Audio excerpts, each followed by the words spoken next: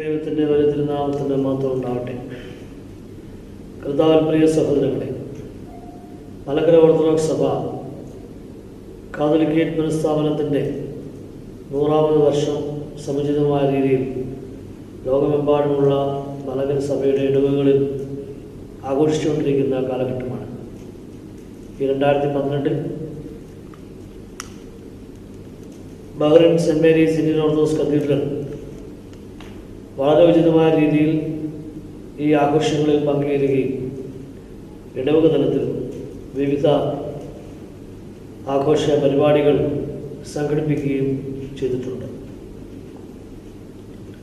മലങ്കര സഭയോടുള്ള ഓരോ സഭാംഗത്തിൻ്റെയും ഭക്തിയുടെയും ആദരവിൻ്റെയും കൂറിൻ്റെയും ഒക്കെ നിലവാരം ഉയർത്തുവാൻ ആഴമായ പങ്കാളിത്തം, ആഴമായ തലങ്ങളിലുള്ള പഠനം പരിശുദ്ധ സഭയെ സംബന്ധിച്ചുണ്ടാകുവാനും ഈ ആഘോഷങ്ങൾ പ്രയോജനപ്പെടണം.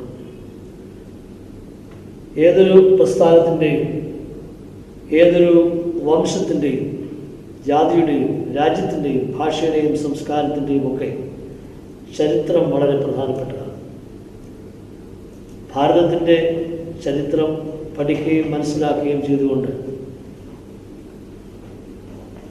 അതിൻ്റെ സംസ്കാരവും അഖണ്ഡതയും കാത്തു സൂക്ഷിക്കുവാനും അതിനെ പുരോഗതിയിലേക്ക് നയിക്കുവാനും ശ്രമിച്ചിട്ടുള്ള പൂർവികരായ നേതാക്കളെയും മനസ്സിലാക്കുകയും ഓർക്കുകയും അവരുടെ ത്യാഗപൂർണമായ ജീവിതം പഠിക്കുകയും ചെയ്യുമ്പോഴാണ് ഏതൊരു ഭാരത പൗരനും രാജ്യസ്നേഹം വർദ്ധിക്കുകയും അതിൽ കൂടുതൽ അഭിമാനം കൊള്ളുകയും ചെയ്യുവാൻ സാധിക്കും. എന്ന് പറയുന്നത് പോലെ തന്നെ പരിശുദ്ധ സഭയെക്കുറിച്ചുള്ള ആഴമായ അറിവാണ് ഒരു മനുഷ്യനെ അനുഗ്രഹകരമായ അർത്ഥപൂർണമായ സഭാജീവിതത്തിലേക്ക് നയിക്കുന്നതും അതിൽ ഉറച്ച് നിൽക്കുവാൻ സഹായിക്കുന്നത്. അതുകൊണ്ട് കാതോലിക്ക സിംഹാസന പുനഃസ്ഥാപനത്തിൻ്റെ 100ാം വാർഷികം കൊണ്ടാടുന്ന വേളയിൽ സഭയുടെ ചരിത്രവും സംസ്കാരവും ഏതെല്ലാം കാലഘട്ടങ്ങളിൽ കൂടി സാഹചര്യങ്ങളിൽ കൂടി പരിശുദ്ധ സഭ ഈ സ്വാതന്ത്ര്യം നേടിയെടുത്ത് സ്വയം ശേഷത്തിൻ്റെയും സ്വാതന്ത്ര്യത്തിൻ്റെയും പര്യായമായ പ്രതീകമായ കാതോലിക്ക സിംഹാസനം നിലനിർത്തി അതിൽ അഭിമാനം കൊള്ളുന്നുവെന്ന് മനസ്സിലാക്കേണ്ടത് വളരെ അത്യാവശ്യമാണ്. മലങ്കര സഭയുടെ ഗൾഫ് മേഖലയിലുള്ള മാതൃഇടവകയായ ഈ കത്തീഡ്രലിൽ കാതോലിക്ക പുനഃസ്ഥാപന ശതാബ്ദി ആഘോഷങ്ങളോടനുബന്ധിച്ച് വിവിധ പരിപാടികൾ ഈ വർഷം നടക്കുകയാണ്. വിവിധ മത്സരങ്ങൾ, സെൻറ്റനറി പിൽഗ്രിമേജ്, സ്മരണിക, MGOCS ഇതിൻ്റെ വകയായുള്ള കയ്യെഴുത്ത് മാസിക, യുവജന പ്രസ്ഥാനത്തിൻ്റെ ചുമതലയുള്ള ഡോക്യുമെൻ്ററി, ഇതിനുള്ള പ്രവർത്തനങ്ങളൊക്കെയും നടന്നുകൊണ്ടിരിക്കുന്നു. ഈ പരിപാടികളിലെ ഏറ്റവും പ്രധാനപ്പെട്ട ഒന്നാണ് സഭാചരിത്ര പ്രബോധന പരമ്പര. ഈ പരമ്പരയ്ക്ക് നേതൃത്വം നൽകുന്നത് പ്രസിദ്ധനായ വാഗ്മിയും പണ്ഡിതനും സഭയുടെ വിവിധ മേഖലകളിൽ അനേക വർഷങ്ങളായി സജീവ പ്രവർത്തനം നടത്തിക്കൊണ്ടിരിക്കുന്ന, സ്തുത്യർഹമായ സേവനം നയിച്ചുകൊണ്ടിരിക്കുന്ന വന്യ മത്തായി ഇടയനാൽ കോറബിസ്കോപ്പയാണ്. പാത്രിയർക്കീസ് വിഭാഗത്തിലെ ഒരു കുടുംബത്തിൽ ജനിച്ചു വളർന്ന് സഭയുടെ യോജിപ്പുണ്ടായ കാലഘട്ടം മുതൽ സഭയുടെ ചരിത്രം സംബന്ധിച്ചുള്ള സത്യങ്ങൾ മനസ്സിലാക്കി തുടർന്നുള്ള ജീവിതം ഇന്നുവരെ ആ സത്യത്തിനു വേണ്ടി, ആ സത്യത്തിൻ്റെ സ്ഥാപനത്തിനും പ്രചരണത്തിനും വേണ്ടി ധീരമായി നേതൃത്വം നൽകി നടത്തിക്കൊണ്ടിരിക്കുന്ന ഒരു വന്ധ്യ പുരോഹിത ശ്രേഷ്ഠനാണ് മത്തായി ഇടയനാൾ കോർപ്പിസ്കോപ്പ. അദ്ദേഹത്തിൻ്റെ ക്ലാസ്സുകൾ അല്ലെങ്കിൽ സഭാ ചരിത്രം സംബന്ധിച്ച് സംഘടിപ്പിക്കുന്നുവെന്ന് അറിഞ്ഞപ്പോൾ തന്നെ ഇടവകയിലെ ധാരാളം ആളുകൾ അത് സന്തോഷത്തോടെ സ്വാഗതം ചെയ്യുകയും അതിൻ്റെ വീഡിയോ ലഭിക്കത്തക്ക രീതിയിൽ വേണ്ട ക്രമീകരണം ചെയ്യുകയും ചെയ്യണമെന്ന് എന്നോടും ചുമതലപ്പെട്ടവരോടും ആവശ്യപ്പെടുകയുണ്ടായി. നമ്മുടെ ഇടവകങ്ങളുടെ ഈ താല്പര്യത്തെ പ്രത്യേകമായിട്ട് ശ്ലാഘിക്കുകയാണ്. വന്ധ്യ കോർപ്പിസ്കോപ്പാച്ചൻ്റെ ഈ പ്രഭാഷണ പരമ്പര, സഭാചരിത്ര പ്രബോധന പരമ്പര ഏവർക്കും അനുഗ്രഹകരമായി തീരട്ടെ എന്നും സജീവമായി നമ്മുടെ സഭയുടെ ഭാവിയെക്കുറിച്ച് ഉത്സാഹത്തോടുകൂടി ചിന്തിക്കുകയും പ്രവർത്തിക്കുകയും ചെയ്യുവാൻ ഇത് നമുക്കേവർക്കും സംഗതിയാക്കട്ടെ എന്നും ആഗ്രഹിക്കുകയും പ്രാർത്ഥിക്കുകയും ചെയ്യുന്നു. വന്ധ്യ കോർപ്പിസ്കോപ്പാച്ചൻ ഈ ഉദ്യമത്തിനായി വരുവാൻ സമ്മതിച്ചതിന് നന്ദിപൂർവ്വം ഇടവകയുടെ സന്തോഷം അറിയിക്കുകയും ഇതിലേക്ക് സ്വാഗതം ചെയ്യുകയും ചെയ്യുന്നു. ദൈവം അനുഗ്രഹിക്കട്ടെ.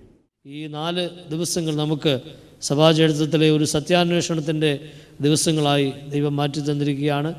ഏറ്റവും സമാദരണീയനായ അച്ഛനെ വളരെയധികം ആദരവോടുകൂടി സ്നേഹത്തോടുകൂടി നമ്മുടെ ഇടവകയിലേക്ക് ഈ സമയത്ത് ഞാൻ ഹൃദയപൂർവ്വം സ്വാഗതം ചെയ്യുന്നു.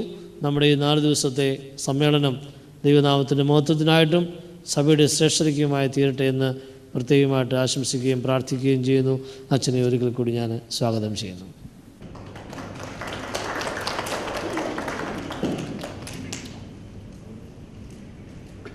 ദൈവ തിരുനാമത്തിന് മഹത്വമുണ്ടായിരിക്കട്ടെ. ആദരണീയനായ അച്ഛ, കർത്താവിൽ അനുഗ്രഹീതരെ, ബഹ്റിൻ സെൻറ്റ് മേരീസ് പള്ളി ഇടവക പലപ്പോഴും പല നല്ല കാര്യങ്ങൾക്കും മാതൃക കാണിക്കാറുണ്ട്. പ്രിയപ്പെട്ട ഈ ഇടവകയിലെ ആളുകളും അച്ഛനും ചേർന്ന് ഇതുപോലെ ഒരു പഠനവേദി ഉണ്ടാക്കിയെന്ന് പറയുന്നത് എനിക്ക് വളരെ അഭിമാനകരമായി തോന്നുന്നു. ഇത് നിങ്ങൾ പഠിക്കണമെന്ന് ഞാൻ പറഞ്ഞത്, നാം നിൽക്കുന്നത് സത്യത്തിലാണ്, നീതിയിലാണ് എന്ന ഒരു ഉറപ്പ് നമുക്കുണ്ടാകേണ്ടിയിരിക്കുന്നു. ചില ആളുകളെ സംബന്ധിച്ചിടത്തോളം ഇത്തരം കാര്യങ്ങളൊന്നും നാം മനസ്സിലാക്കിയിട്ട് കാര്യമില്ല. ദൈവത്തെ വിളിച്ചപേക്ഷിച്ച് പോവുക, ഇങ്ങനെ ചിന്തിക്കുന്നവരുണ്ട്.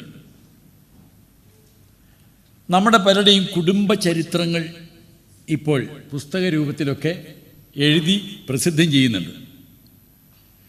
തങ്ങളുടെ കുടുംബം എന്താണ്, എവിടെ നിന്നാണ് എൻ്റെ ഒറിജിൻ, ആരൊക്കെയാണ് ഇവിടെ ഉണ്ടായിരുന്നത് എന്ന് പിൻതലമുറയ്ക്ക് അറിയത്തക്കവണ്ണം കുടുംബങ്ങളുടെ ചരിത്രം പോലും എഴുതുന്ന നമുക്ക്, അതന്വേഷിച്ച് അതിൻ്റെ നാരായ വേര് കണ്ടുപിടിക്കാൻ ആഗ്രഹിക്കുന്ന നമുക്ക്, നമ്മുടെ സഭയെക്കുറിച്ചുള്ള ഒരു പഠനം നിശ്ചയമായും അതിനേക്കാൾ പ്രാധാന്യമുള്ളതല്ലേ?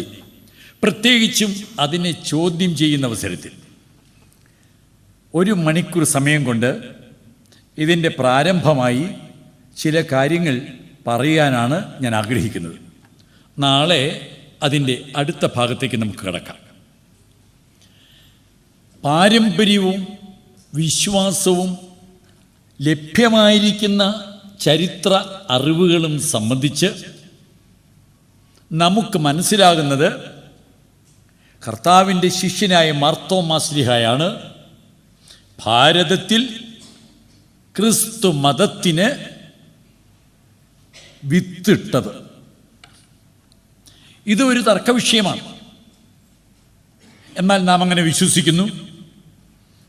അങ്ങനെ ഇവിടെയും സ്ഥാപിക്കപ്പെട്ട ആ സഭ യാക്കോബായ സഭയായിരുന്നില്ല, ഓർത്തഡോക്സ് സഭയായിരുന്നില്ല, റോമൻ കത്തോലിക്ക സഭയായിരുന്നില്ല, മർത്തോമാ സഭയായിരുന്നില്ല.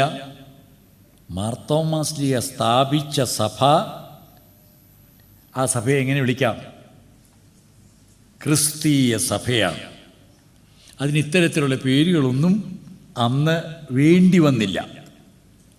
അതുകൊണ്ട് ഈ മലങ്കര ദേശത്തിലുള്ള അല്ലെങ്കിൽ കേരളത്തിലുള്ള മലയാളക്കരയിലുള്ള ക്രിസ്ത്യാനികളെ ആദ്യകാലത്ത് ഇവിടുത്തെ മറ്റുള്ള ആളുകൾ വിളിച്ചിരുന്നത് മലങ്കര നസ്രാണികൾ എന്നാണ്.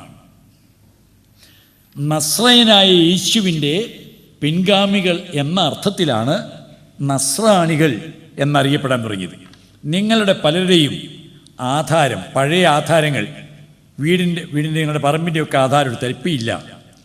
ഞാൻ എൻ്റെ ഗ്രാൻഡ് ഫാദർ എഴുതിയിട്ടുള്ള ആധാരം ഇപ്പോഴും എൻ്റെ വീട്ടിലുണ്ട്. ഞാൻ കണ്ടിട്ടുണ്ട്. നസ്രാണി മകൻ മാത്തു എന്നാണ് ആധാരത്തിൽ എഴുതുന്നത്.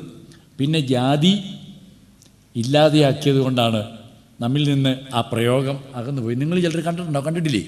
കണ്ടിട്ടുണ്ട്. അപ്പോൾ മലങ്കര നസ്രാണികൾ, മലങ്കര സഭാ മക്കൾ എന്ന നിലയിൽ നമ്മെ വിളിച്ചിരുന്നു. ഈ സഭയുടെ ആദ്യ ചരിത്രങ്ങളൊന്നും നമുക്ക് ലഭ്യമല്ല.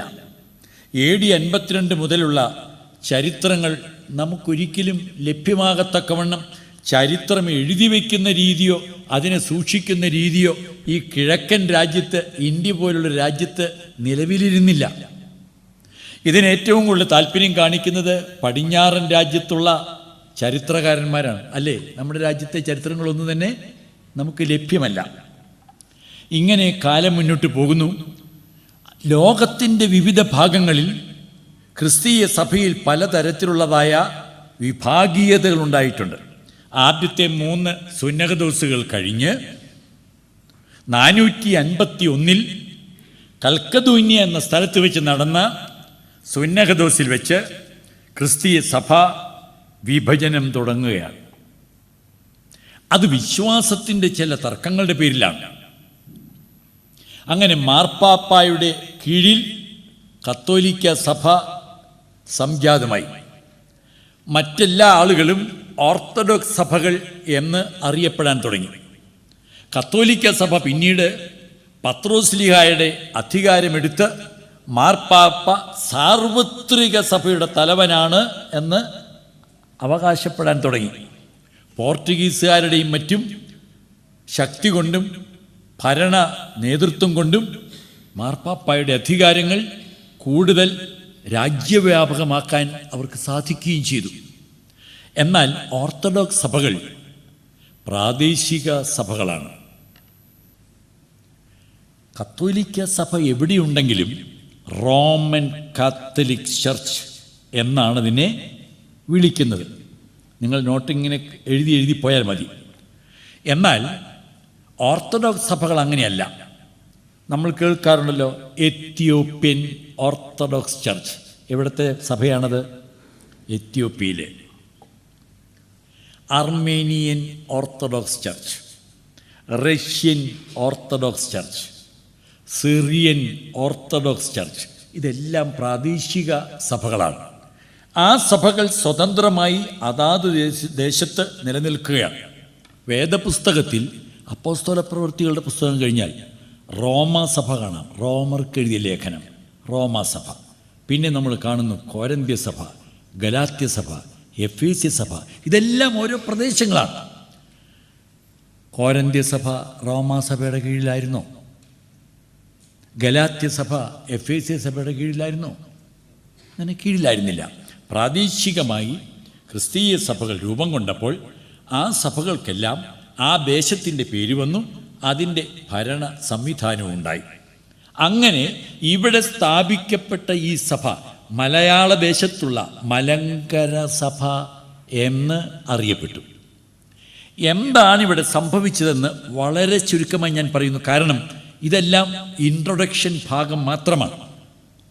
പോർച്ചുഗീസുകാരിവിടെ വന്നപ്പോൾ പോർച്ചുഗീസുകാരുടെ ആധിപത്യം ഉപയോഗിച്ച് ഇവിടെ ഉണ്ടായിരുന്ന ക്രിസ്ത്യാനികളെ വളരെ പേരെ മാർപ്പാപ്പായുടെ കീഴിൽ കൊണ്ടുവന്നു. തൃപ്പൂണിത്തുറയ്ക്കടുത്ത് ഉദയംപേരൂർ എന്ന ദേശത്ത് മെനസിസ് എന്ന് പറയുന്ന ഒരു കത്തോലിക്ക ബിഷപ്പ് വിളിച്ചു കൂട്ടിയ പള്ളി പ്രതിപുരുഷ യോഗത്തിൽ വെച്ച് നമ്മുടെ ഇടയിൽ അക്കാലം വരെ വ്യാപിച്ചിരുന്ന പ്രാർത്ഥനാ പുസ്തകങ്ങളും ചരിത്ര ഗ്രന്ഥങ്ങളും എല്ലാം തീയിലിട്ട് കത്തിച്ചു കളഞ്ഞു. അങ്ങനെ ഉദയംപേരൂർ സുന്നഹദോസ് 1599 നടത്തപ്പെട്ട ആ സുന്നഹദോസിൽ രാഷ്ട്രീയമായ അധികാരം ഉപയോഗിച്ച് വളരെ പേർ കത്തോലിക്ക സഭാംഗങ്ങളായി തീർന്നു. മലങ്കര സഭയിൽ ഒരു വിഭാഗം അങ്ങനെ മാറി. എന്നാൽ ഒരു വിഭാഗത്തിൽ ആളുകൾ മലങ്കര സഭ സ്വതന്ത്രമായി നിൽക്കണമെന്ന് ആഗ്രഹിച്ചവരാണ്. ഇവിടുത്തെ പ്രാദേശിക സഭയായി ഇത് വളരണമെന്ന് ചിന്തിച്ചവരാണ്. പക്ഷേ രാജാക്കന്മാരുടെയും അധികാരികളുടെയും ശക്തി കൊണ്ട് അത് സാധിച്ചില്ല. നമുക്കിവിടെയുണ്ടല്ലോ ഇപ്പോൾ നമ്മൾ വിചാരിക്കുന്ന എല്ലാ കാര്യവും ഇവിടെ നടക്കുമോ? ഇവിടുത്തെ ഭരണാധികാരികളുടെ കീഴിലേ നമുക്ക് നിൽക്കാൻ കഴിയൂ. അതായിരുന്നു അന്ന് പോർച്ചുഗീസുകാർ വന്നപ്പോൾ നമുക്ക് നമ്മുടെ ആളുകൾക്ക് സംഭവിച്ചത്. ബ്രിട്ടീഷുകാർ വന്നപ്പോൾ നൂതന ചിന്താഗതിയുള്ള, അതായത് നവീകരണ ചിന്താഗതിയുള്ള ആളുകൾ വന്നു. CSI, CNI മുതലായ സഭകൾ അങ്ങനെ ഉണ്ടായതാണ്. അവരുടെയും ഇൻഫ്ലുവൻസ് ഉപയോഗിച്ച് കുറേ പേരെ അങ്ങനെയും ചേർത്തൊക്കെ പോയിട്ടുണ്ട്. അങ്ങനെ പല വിധത്തിൽ ഉള്ള പല ഗ്രൂപ്പുകളിലുള്ള സഭാ അംഗങ്ങൾ, വിഭാഗങ്ങൾ മലങ്കരയിലുമുണ്ടായി. ഇവിടെ എന്നും ഈ സഭ പുരാതനമായിരിക്കുന്ന അതിൻ്റെ വിശ്വാസത്തിൽ നിലനിൽക്കണമെന്ന് ആഗ്രഹിച്ചിരുന്ന ആളുകൾ ഈ അവസരത്തിലെല്ലാം വളരെ പ്രയാസപ്പെടുകയാണ്. കാരണം കത്തോലിക്ക സഭ അവരുടെ അധികാരം ഉപയോഗിച്ച് നമ്മെ അവരുടെ കീഴിൽ കൊണ്ടുവന്നു. അതിൽ നിന്ന് പുറത്തു ചാടാൻ ഏതാനും ആത്മാഭിമാനമുള്ള ആളുകൾ ശ്രമിച്ചതിൻ്റെ ഫലമാണ് 1653 മട്ടാഞ്ചേരിയിൽ, കൊച്ചിക്കടുത്ത് മട്ടാഞ്ചേരിയിൽ കൂനൻകുരിശ് സത്യം നടത്തിയത്. ആ കൂനൻകുരിശ് സത്യത്തോടുകൂടി റോമൻ നുഖത്തെ വലിച്ചെറിഞ്ഞ് വളരെ ചെറിയ ഒരു ഗ്രൂപ്പ് ആളുകൾ സഭയുടെ സ്വാതന്ത്ര്യം പ്രഖ്യാപിച്ചു. നിങ്ങൾ ഓർക്കണം, വിദേശീയ സഭകൾ ഇവിടെ വന്ന് ക്രിസ്തുമാർഗം അറിയിക്കാനും ക്രിസ്ത്യാനികളെ വളർത്താനും ശ്രമിച്ചപ്പോൾ ഒന്നും തദ്ദേശീയരായ നമ്മുടെ നാട്ടുകാരായ ആളുകളെ ബിഷപ്പ് എന്ന പദവിയിലേക്ക് ഉയർത്തിയിട്ടില്ല. എപ്പോഴും വിദേശീയരായ ബിഷപ്സ് ആയിരിക്കും നമ്മെ ഭരിക്കുന്നത്. ഈ ദേശത്തുള്ളവർക്ക് ആ പൗരോഹിത്യ പദവി കൊടുക്കുകയില്ല. അങ്ങനെ കിട്ടിയിരുന്നെങ്കിൽ കൈവെപ്പ് ഒരു പ്രശ്നമാവുകയില്ലായിരുന്നു. കൂനൻകുരിശ് സത്യത്തിന് ശേഷം പുറത്തു കടന്ന നമ്മുടെ പിതാക്കന്മാർ 12 പട്ടക്കാർ ചേർന്നാണ് ഒരു ബിഷപ്പിനെ വാഴിക്കുന്നത്. സഹായിക്കാൻ മറ്റാരുമില്ല. അത് അന്യൂനമായ കൈവെപ്പാണ് എന്ന് അംഗീകരിക്കാൻ പിന്നീട് പ്രയാസമുണ്ടായി. അതൊക്കെ സഭയുടെ വിശുദ്ധമായ ചരിത്രങ്ങളാണ്. ഞാൻ ഇന്നലെ ഇവിടെ ഒരു പ്രത്യേക ചരിത്രം രേഖപ്പെടുത്തുന്ന ഒരു വളരെ മനോഹരമായിരിക്കുന്നു, എനിക്ക് അത്ഭുതം തോന്നി. ഞാൻ ഇന്നലെ രാത്രിയിലും അതേക്കുറിച്ച് ചിന്തിക്കുകയായിരുന്നു. എത്ര ഭംഗിയായിട്ടത് ചെയ്തിരിക്കുന്നത്. നിങ്ങൾ വാസ്തവത്തിൽ അതിവിടെ പ്രദർശിപ്പിക്കുമ്പോൾ സമയമെടുത്ത് അത് കണ്ട് സഭയുടെ ചരിത്രവും അതിൻ്റെ ഭരണകാലങ്ങളെല്ലാം മനസ്സിലാക്കാൻ ഞാൻ ഒരു സ്ഥലത്തും ഇത് കണ്ടിട്ടില്ല. അതിൻ്റെ പിന്നിൽ പ്രവർത്തിച്ച ആളുകളെ എനിക്ക് വളരെ ആദരവോടെ കാണാനേ കഴിയൂ. അത് ഈ ഇടവകയ്ക്കെന്നും അഭിമാനമായിരിക്കും. പ്രിയപ്പെട്ടവരെ, നമ്മെ സംബന്ധിച്ചിടത്തോളം നാം എത്തിയിരിക്കുന്ന പ്രത്യേക ഒരു സാഹചര്യത്തിലേക്ക് നിങ്ങളെ കൊണ്ടുവരാൻ വേണ്ടി മാത്രമാണ് ഇത്രയും ഇൻട്രൊഡക്ഷനായി പറഞ്ഞത്. അങ്ങനെ വേർതിരിഞ്ഞു പോന്ന നമ്മുടെ ആളുകൾക്ക് പൗരോഹിത്യം നൽവരം പ്രാപിക്കാൻ പലരെയും നാം സമീപിച്ചപ്പോൾ ഓർത്തഡോക്സ് വിശ്വാസത്തിൽ നിലനിൽക്കുന്ന അന്ത്യോക്യ പാത്രിക്കീസ് ബാവായെ നാം സമീപിച്ചു. ഒറ്റ കാര്യമേ നമ്മൾ വിചാരിച്ചുള്ളൂ, നാം തിരഞ്ഞെടുക്കുന്ന സ്ഥാനിക്ക് കൈവെപ്പ് കൊടുക്കണം. അതിൽ കവിഞ്ഞൊരു ഭരണാധികാരം മലങ്കര സഭ ആർക്കും കൊടുക്കാൻ ആഗ്രഹിച്ചിട്ടില്ല. അങ്ങനെ കൊടുത്താൽ ഈ സഭ വളരുകയുമില്ല. സ്വതന്ത്രമായ നിലനിൽപ്പ് ഈ സഭയുടെ വളർച്ചയ്ക്ക് വേണ്ടിയാണ്, നാനാവിധമായ പ്രവർത്തനങ്ങൾക്ക് വേണ്ടിയാണ്, അല്ലാതെ പൗരോഹിത്യം നൽവരത്തിന് കുറവ് തീർക്കാനല്ല. അപ്പോൾ കൈവെപ്പ് കിട്ടിയാൽ ആ കൈവെപ്പ് വാങ്ങി നമുക്ക് നമ്മുടെ സഭയിൽ ഇവിടെ നിലനിൽക്കാൻ കഴിയും. ഇതിനാണ് അന്ത്യോക്യ പാത്രിക്കീസ് ബാവായെ സമീപിച്ചത്. റോമൻ നുഖത്തെ വലിച്ചെറിഞ്ഞിട്ട് അന്ത്യോക്യ പാത്രിക്കീസിനെ സമീപിച്ചതുകൊണ്ട് എന്തു പറ്റി? കത്തോലിക്ക സഭയിൽ നിന്ന് സ്വാതന്ത്ര്യം നേടിയ നമ്മൾ പിന്നീട് അന്ത്യോക്യ പാത്രിക്കീസിൻ്റെ കീഴിലായിത്തീർന്നു. ഞാനല്ലേ നിങ്ങൾക്ക് പൗരോഹിത്യം നൽവരം തന്നത്, അതുകൊണ്ട് നിങ്ങളെല്ലാവരും എൻ്റെ കീഴിലിരിക്കണം. പണ്ടൊക്കെ നമ്മുടെ നാട്ടിൽ ഈ തീപ്പെട്ടി ഇത്രയും സാധാരണയായിരുന്നില്ല. എൻ്റെ അമ്മയൊക്കെ അത്താഴം കഴിയുമ്പോൾ തീ കെട്ടുപോകാതെ പിറ്റേ ദിവസം വരെ സൂക്ഷിക്കുന്നതിന് അടുപ്പിൽ കുറേ ഉമ്മി വാരി അതിൻ്റെ മുകളിലിടും. ഈ ഉമ്മി ഇങ്ങനെ രാത്രിയിൽ നീറി കത്തിക്കൊണ്ടിരിക്കും. രാവിലെ ചെന്ന് കുത്തി മാന്തി തീപ്പൊരി കിട്ടും. അവ ഊതി കത്തിച്ചാണ് അടുപ്പിൽ തീ പിടിപ്പിക്കുന്നത്. ഇപ്പോഴത്തെ പിള്ളേർക്കൊക്കെ ഇത് പറഞ്ഞാൽ അവർക്ക് അംഗീകരിക്കാൻ പോലും കഴിയില്ല. ഈ അനുഭവമുള്ള ആരെങ്കിലും ഈ പള്ളിയിലുണ്ടോ? ഉണ്ടോ? നിങ്ങൾ ഉള്ളവരുണ്ട്. അപ്പം എന്നെപ്പോലുള്ള ചെറുപ്പക്കാർക്ക് മാത്രമേ അത് അനുഭവം ഉണ്ടോ. അത് കഴിഞ്ഞപ്പോൾ തീപ്പെട്ടി വന്നു. തീപ്പെട്ടി എന്ന് പറഞ്ഞാൽ ആവശ്യമുള്ളപ്പോൾ തീ എടുക്കാം. മടിയിലും പോക്കറ്റിലും ഒക്കെ തീ സുരക്ഷിതമായി കൊണ്ടു നടക്കുന്ന ഒരു സൗകര്യം, അതാണ് തീപ്പെട്ടി. തീപ്പെട്ടിയുടെ കാലം കഴിഞ്ഞു. ഇപ്പോൾ അതും വേണ്ടല്ലോ. നേരെ അടുക്കളയിലേക്ക് ചെല്ലും, പെണ്ണുങ്ങൾ ആ തോക്കെടുക്കും, ഒരു വെടിയങ്ങ് വയ്ക്കും. അപ്പോൾ അവിടെ തീ ഉണ്ടായിക്കഴിഞ്ഞു. അതുകൊണ്ട് ഇപ്പോൾ കരി എന്ന് പറയുന്ന, ചാരം എന്ന് പറയുന്ന ഒന്നും ഇപ്പോഴത്തെ പിള്ളേർക്ക് അറിയാനേ വയ്യ. ഇവിടത്തെ ആണെങ്കിൽ ഈ തോക്കും വേണ്ട, വെറുതെ നോബ് തിരിച്ചാൽ മതി, തന്നെ കത്തിക്കൊള്ളും. പണ്ട് ഈ വീട്ടിൽ തീ, ഉമ്മിയിൽ തീ പിടിപ്പിച്ചുകൊണ്ടിരുന്നപ്പോൾ അത് കെട്ടുപോയെങ്കിൽ പിന്നെ നേരം വെളുക്കുമ്പോൾ എങ്ങനെ ആഹാരം ഉണ്ടാക്കും? ഞാനൊക്കെ അടുത്ത വീട്ടിൽ പോയി ചെറുപ്പത്തിൽ തീ മേടിച്ചിട്ടുണ്ട്. ഉണങ്ങിയ ചകിരി എടുത്തുകൊണ്ട് പോകും അടുത്ത വീട്ടിലേക്ക്. അവിടെ ചെന്ന് ഈ ചകിരിക്കകത്ത് കുറച്ച് തീ വാങ്ങിച്ച്, ചകിരി ആകുമ്പോൾ കെട്ടുപോകില്ല, അത് വീട്ടിൽ കൊണ്ടുവന്ന് നമ്മുടെ കയ്യിൽ കൊടുക്കും. ഞാൻ കൊച്ചുകുട്ടി ഈ പ്രായത്തിലൊക്കെ അങ്ങനെ ചെയ്ത് എനിക്കിപ്പോഴും ഓർമ്മയുണ്ട്. അങ്ങനെ വീട്ടിൽ തീ കെട്ടുപോയാൽ അടുത്ത വീട്ടിൽ പോയി തീ മേടിച്ച് കൊണ്ടുവന്ന് ഭക്ഷണം ഉണ്ടാക്കി കഴിക്കും. അങ്ങനെ അടുത്ത വീട്ടിൽ നിന്ന് തീ മേടിച്ചതുകൊണ്ട് വീട്ടുകാരൻ പറയാണ്, എൻ്റെ വീട്ടിൽ നിന്ന് തീ കൊണ്ടുപോയത് കൊണ്ടല്ലേ നിങ്ങൾ ആഹാരം ഉണ്ടാക്കിയത്? അങ്ങനെ ആഹാരം ഉണ്ടാക്കിയില്ലായിരുന്നു നിങ്ങൾ പണ്ടേ ഇപ്പോൾ ചത്തുപോകില്ലായിരുന്നോ? അപ്പോൾ തീ തന്നവനാരാ? ഞാൻ. അതുകൊണ്ട് നിങ്ങൾ എൻ്റെ കീഴിലാണ് ഈ മേലാൻ എന്ന് പറഞ്ഞാൽ വലിയൊരു സമ്മതിക്കുമോ? ഈ തീ എന്ന് പറയുന്ന ഒരു കൈവെപ്പ് മാത്രമാണ്. ഒരാളുടെ കല്യാണം ഒരു അച്ഛന് കെട്ടിച്ചു കൊടുക്കാം, അതുകൊണ്ട് ആ അച്ഛൻ്റെ കീഴിൽ ആ ആൾ നിന്നുകൊള്ളുന്നുണ്ടോ? ഒരു കുട്ടിയുടെ മാമോദീസ നടത്തി കൊടുത്താൽ പിന്നെ അച്ഛൻ പറയുന്നതല്ല ഈ കുട്ടി കേൾക്കണമെന്നുണ്ടോ? ഇത് കൗദാശികമായൊരു നൽവരം മാത്രമാണ്. അങ്ങനെ അന്ത്യോക്യ പാത്രിക്കീസ് ബാവായെ സമീപിച്ചു. അദ്ദേഹത്തിൽ നിന്ന് പൗരോഹിത്യം സ്വീകരിച്ചു. മലങ്കര സഭ വളരെ കുറച്ച് ആളുകളും പള്ളികളുമുള്ളൊരു സ്ഥാപനം. ഈ സഭയെ ഭരിക്കാൻ ഒരു മെത്രാപ്പോലീത്ത മാത്രം. മലങ്കര സഭ അന്ത്യോക്യ പാത്രിക്കീസിനാൽ വാഴിക്കപ്പെടുന്ന ഒരു മെത്രാപ്പൊലീത്ത ഭരിക്കുന്നു.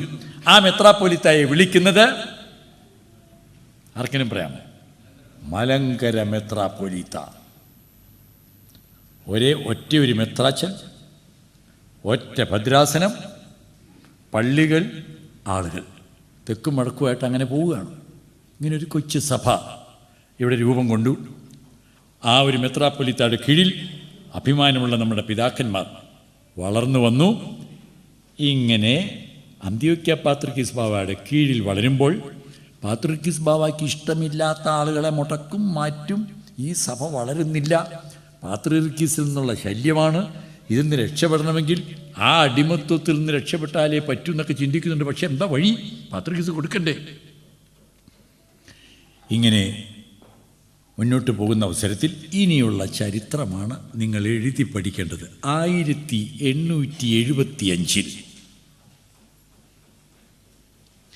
പത്രോസ് മൂന്നാമൻ പാത്രീർക്കീസ് ബാവ മലങ്കരയിലെത്തി. ഒരു പാത്രീർക്കീസ് ബാവ മലങ്കരയിൽ വരുന്നത് ആദ്യമായി 1875 ഇന്നത്തെ പോലെ യാത്രാ സൗകര്യമില്ല, കപ്പലിലേക്കാണ് വരേണ്ടത്. അത് ഇത്രയും നല്ല കപ്പലൊന്നുമല്ല, വളരെ കഷ്ടപ്പെട്ട് വേണം എത്താൻ. അദ്ദേഹം ഇവിടെ വന്നു, ഈ സഭയെക്കുറിച്ചൊക്കെ മനസ്സിലായി. പള്ളികളും സ്വത്തുക്കളും ഇവിടുത്തെ ആളുകളുടെ സമ്പത്തുമെല്ലാം കാണാനിടയായി. അദ്ദേഹം തീരുമാനിച്ചു, ഈ മലങ്കര സഭയിലെ പള്ളികളും സ്വത്തുക്കളുമെല്ലാം പൂർണ്ണമായും നമ്മുടെ അധികാരത്തിന് കീഴിൽ കൊണ്ടുവരണം. അതിനുള്ള തന്ത്രം അദ്ദേഹം മെനഞ്ഞു. മുളന്തുരുത്തിയിൽ വെച്ച് അദ്ദേഹം വന്നത് 75-ൽ 1876 പള്ളിയിലെ പ്രതിപുരുഷന്മാരെ വിളിച്ചു വരുത്തി. 1876 അവിടെ നടത്തിയ ആ ഒരു മുളന്തുരുത്തി സുന്നഹദോസ് എന്ന് വിളിക്കുന്ന അസോസിയേഷൻ യോഗം ആദ്യമുണ്ടാക്കിയത് ഈ പാത്രീർക്കീസ് ബാവ വിളിച്ചു കൂട്ടിയതാണ്. 1876 ആരാണ് വിളിച്ചു കൂട്ടിയത്? പത്രോസ് മൂന്നാമൻ പാത്രീർക്കീസ് ബാവ. അദ്ദേഹം മലങ്കര സഭയുടെ ഭരണം മുഴുവൻ ഏറ്റെടുക്കുന്നത് എങ്ങനെയാണെന്ന് ഞാൻ നിങ്ങളെ അറിയിക്കുകയാണ്. അതാണ് ചരിത്രം. ഈ ചരിത്രത്തിനെതിരെ നിന്നിട്ട് കാര്യമില്ല. ഓർത്തഡോക്സുകാരായാലും ഈ സത്യം സമ്മതിച്ചേ മതിയാവൂ. ഞാൻ പാത്രീർക്കീസ് കക്ഷിയിൽ ജനിച്ചവനാണ്, ഞാൻ പിന്നീട് പറയാം. അതുകൊണ്ട് സത്യം സത്യമല്ലാതെയാകുകയില്ല. അദ്ദേഹം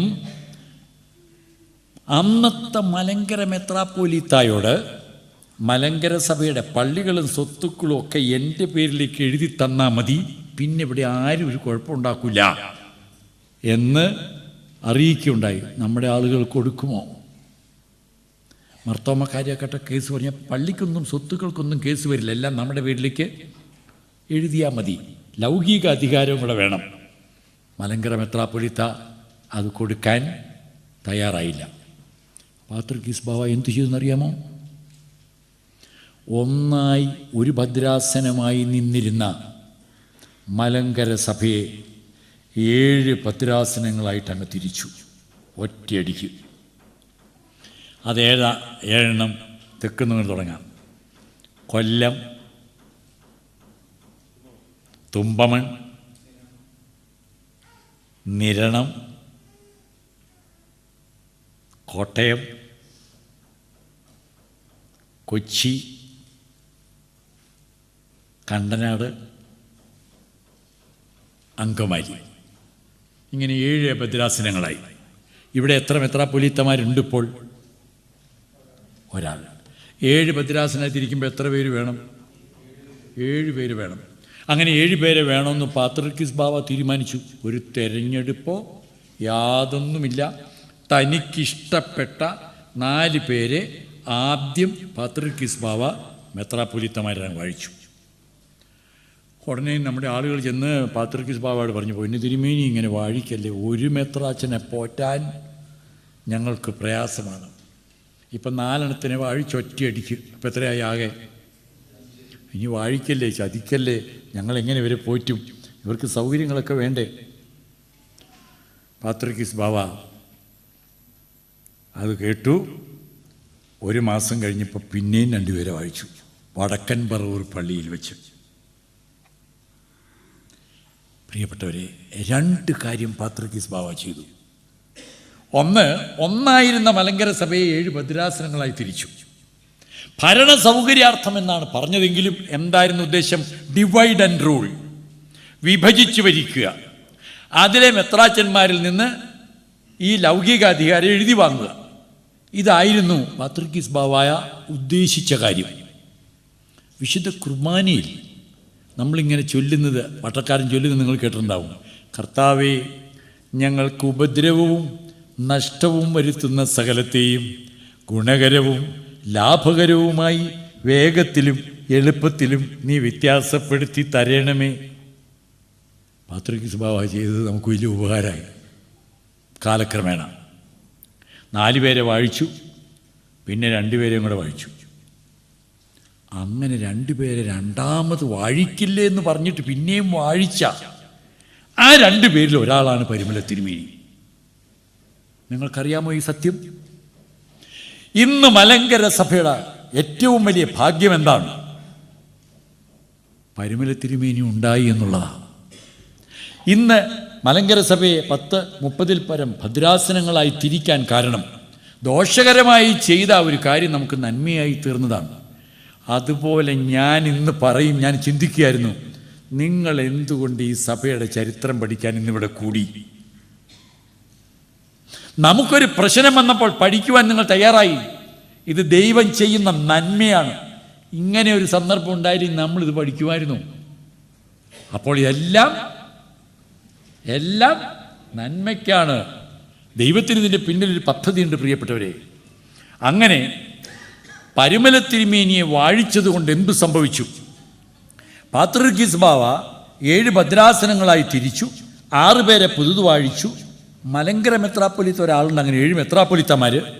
അദ്ദേഹം ഇവിടുന്ന് തിരിച്ചു പോകാൻ ബോംബെയിൽ എത്തിയപ്പോഴേ തന്നെ പരിമല തിരുമേനിയുടെ നേതൃത്വത്തിൽ ഈ മെത്രാച്ചന്മാർ 6 പേരും കൂടി അവരൊരു തീരുമാനം, ഒരു കമ്മിറ്റിയായിട്ട് തീരുമാനമുണ്ടാക്കി. എന്താ തീരുമാനം? ഞങ്ങൾ 6 പേരും മലങ്കര മെത്രാപ്പൊലീത്തായുടെ അസിസ്റ്റന്റുമാരായിരിക്കും. പാത്രിർക്കീസ് ബാവ വിചാരിച്ച കാര്യം നടന്നില്ല. അതാണ് ഇന്നത്തെയും സംവിധാനം. മലങ്കര മെത്രാപ്പൊലീത്തായുടെ അസിസ്റ്റന്റുമാരാണ് മറ്റുള്ള എല്ലാ ഭദ്രാസന മെത്രാപ്പൊലീത്തമാരും.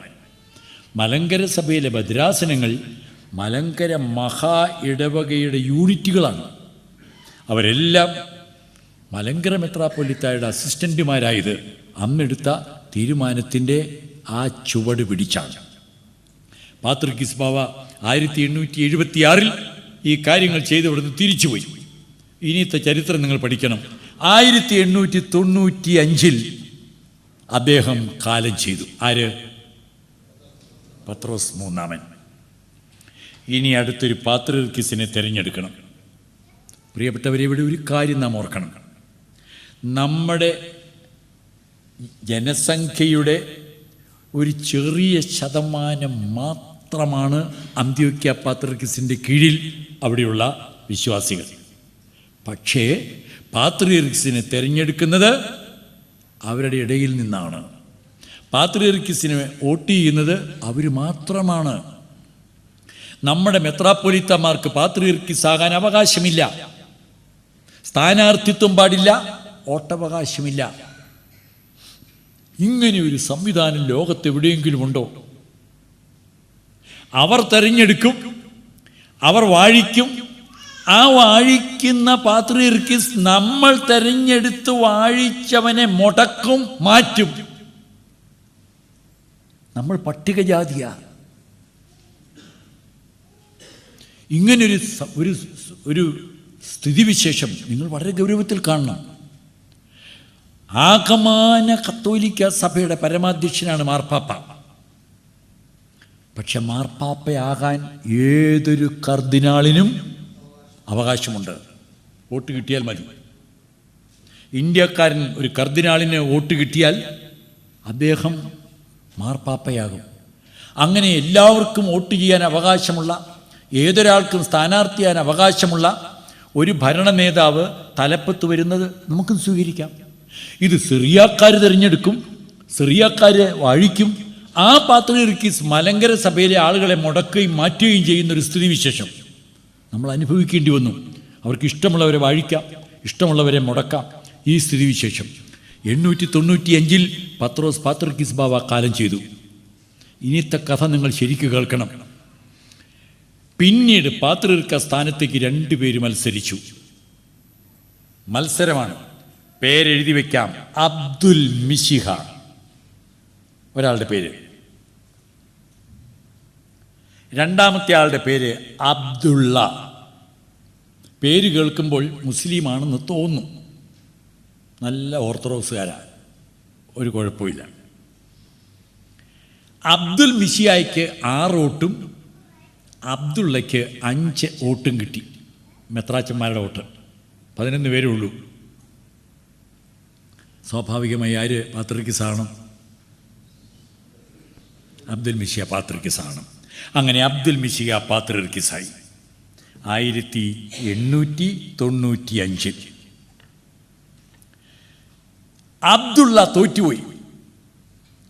അതുകൊണ്ട് അദ്ദേഹം സഭ വിട്ട് കത്തോലിക്ക സഭയിലേക്ക് പോയി. 10 കൊല്ലം കത്തോലിക്ക സഭയിൽ കൂടി നടന്നു. തുർക്കി രാജ്യത്ത് അന്ത്യോക്യ പാത്രിർക്കീസായി തിരഞ്ഞെടുക്കപ്പെട്ട് ഒരാൾ വാഴിക്കപ്പെട്ട് കഴിഞ്ഞാൽ പാത്രിർക്കീസായി പ്രവർത്തിക്കണമെങ്കിൽ തുർക്കി സുൽത്താൻ്റെ ഒരംഗീകാരം വേണം. അത് രാജ്യത്തെ നിയമമാണ്. സുൽത്താനേറ്റ് വെച്ചിരിക്കുന്നൊരു നിയമം. ആ അംഗീകാരം രേഖാമൂലം കൊടുക്കുന്ന ആ പത്രത്തിൻ്റെ പേരാണ് ഫർമാൻ. ഫർമാൻ. അപ്പോൾ ആർക്ക് കിട്ടും ഫർമാൻ? ഇപ്പോൾ അബ്ദുൽ മിശിഹായ്ക്ക്. അബ്ദുള്ള കത്തോലിക്ക സഭയിൽ പോയി. ഒരോട്ടിനാണ് തോറ്റത്. ആ 10 കൊല്ലക്കാലം കൊണ്ട് എങ്ങനെയോ തനിക്കെതിരായി വോട്ട് ചെയ്ത മെത്രാച്ചനെ അബ്ദുള്ള തിരിച്ചു പിടിച്ചു. ഈ സുൽത്താനേറ്റിൽ നല്ല ഇൻഫ്ലുവൻസ് ഉണ്ടായിരുന്ന അദ്ദേഹം അബ്ദുൽ മിശിഹായുടെ ഫർമാൻ പിൻവലിപ്പിച്ചു. അപ്പോൾ അദ്ദേഹത്തിനവിടെ പാത്രിർക്കീസായി നിൽക്കാൻ പറ്റില്ല. ഒരോട്ടിന് നേരത്തെ തോറ്റു നിന്ന അബ്ദുള്ള പാത്രിർക്കീസായി. അത് 1906. അബ്ദുൽ മിശിഹ ജീവിച്ചിരിക്കുമ്പോൾ അദ്ദേഹത്തെ സ്ഥാനഭ്രഷ്ടനാക്കിക്കൊണ്ട് മറ്റൊരാൾ, അതായത് അബ്ദുള്ള പാത്രിർക്കീസായി. ഇവിടെ തുടങ്ങിയാണ് നമ്മൾ ശരിക്ക് നമ്മുടെ സഭയുടെ ആ കഷ്ടകാലത്തെ അറിയേണ്ടത്. ഒരു സമയത്ത് 2 പാത്രിർക്കീസ്മാർ. സ്വാഭാവികമായും അബ്ദുൽ മിശിഹായെ സപ്പോർട്ട് ചെയ്യുന്നവർ കാണും, അബ്ദുള്ളയെ സപ്പോർട്ട് ചെയ്യുന്നവരും അവിടെ കാണും. പക്ഷേ സുൽത്താൻ്റെ അംഗീകാരം ആർക്കാ? അബ്ദുള്ളയ്ക്കാ. മറ്റവർക്ക് അനങ്ങാൻ നിവൃത്തിയില്ല. അവിടുത്തെ നിങ്ങൾക്കിത് പറഞ്ഞാൽ നാട്ടിലുള്ളവരെക്കാൾ കൂടുതൽ മനസ്സിലാകും. ഇവിടുത്തെ ഭരണകർത്താവിൻ്റെ കീഴിലാണ്, തുർക്കി സുൽത്താൻ്റെ കീഴിലാണ്. അബ്ദുൽ മിശിഹ പാത്രിർക്കീസ് ബാവ പ്രവർത്തനരഹിതനായിട്ടിരിക്കുകയാണ്. ഈ അബ്ദുള്ള പാത്രിർക്കീസ്, പത്രോസ് പാത്രിർക്കീസ് ബാവ ഇവിടെ വന്നപ്പോൾ അന്ന് അദ്ദേഹം മെത്രാപ്പൊലിത്തയായിരുന്നു. ആ കൂടെ അദ്ദേഹം ഇവിടെ അന്ന് മലങ്കരയിൽ വന്നിട്ടുണ്ട് എന്ന് 1875. അപ്പം അദ്ദേഹത്തിന് മലങ്കര അറിയാം. അദ്ദേഹം 1906 പാത്രിർക്കീസായി. അബ്ദുള്ള, അബ്ദുൽ മിശിഹ സ്ഥാനഭ്രഷ്ടൻ പാത്രിർക്കീസ് അവിടെ ഉണ്ട്. 1909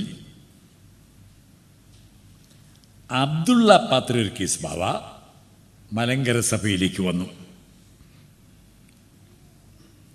നിങ്ങൾക്ക് ആ ചരിത്രം നല്ലോണം കിട്ടുന്നില്ലേ? 1909 വന്നു. തൻ്റെ മുൻഗാമി പത്രോസ് പാത്രിർക്കീസ് ബാവ ആഗ്രഹിച്ചത് മലങ്കരയുടെ ലൗകികാധികാരമാണ്. അതന്ന് കിട്ടിയില്ല. ഇദ്ദേഹം ഇവിടെ വന്നിട്ട് അന്നത്തെ ഇവിടുത്തെ മലങ്കര മെത്രാപ്പൊലിത്ത ആയിരുന്നത് വട്ടശ്ശേരിൽ ദേവന്നാസ്യൂസ് തിരുമേനിയാണ്. ഈ അബ്ദുള്ള പാത്രിർക്കീസ് ബാവ വരുമ്പോൾ ഇവിടുത്തെ മലങ്കര മെത്രാപ്പൊലിത്ത വട്ടശ്ശേരിൽ തിരുമേനിയാണ്. പരുമല തിരുമേനി കാലം ചെയ്തു പോയി. അതിന് മുമ്പ് 1902 കാലം ചെയ്തു പോയി. അന്ന് പരുമല തിരുമേനിയില്ല. അദ്ദേഹം ഇവിടെ വന്നിട്ട് വട്ടശ്ശേരി തിരുമേനിയോട് മലങ്കര സഭയുടെ ലൗകികാധികാരം തനിക്ക് കൊടുക്കുന്നതായി ഉടമ്പടി എഴുതണമെന്ന് പറഞ്ഞു. വട്ടശ്ശേരി തിരുമേനി സമ്മതിച്ചില്ല. മലങ്കര സഭാമക്കൾ സമ്മതിക്കില്ലെന്ന് പറഞ്ഞു.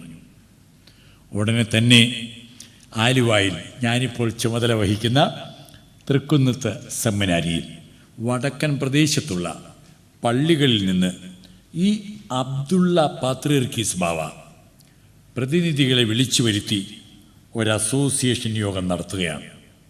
മുളന്തുരുത്തിയിൽ കൂടിയതുപോലെ ആലുവായിലൊരു അസോസിയേഷൻ യോഗം 1909.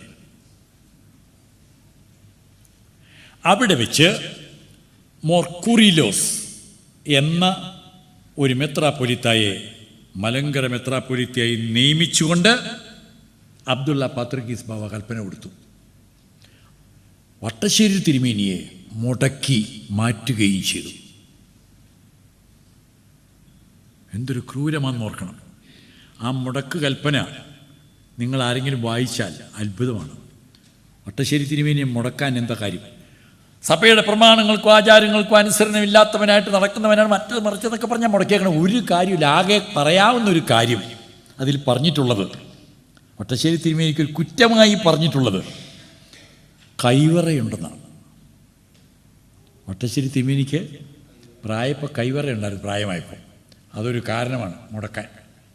അച്ഛാ, ഒരു മെത്രാപ്പൊലീത്തയുടെ കൈവറയ്ക്കുന്നതുകൊണ്ട് അദ്ദേഹത്തെ മുടക്കുമെങ്കിൽ ഇപ്പോഴത്തെ സക്കാപ്രഥമൻ പാത്രിക്കീസ് ബാവായെ എന്തു ചെയ്യണം?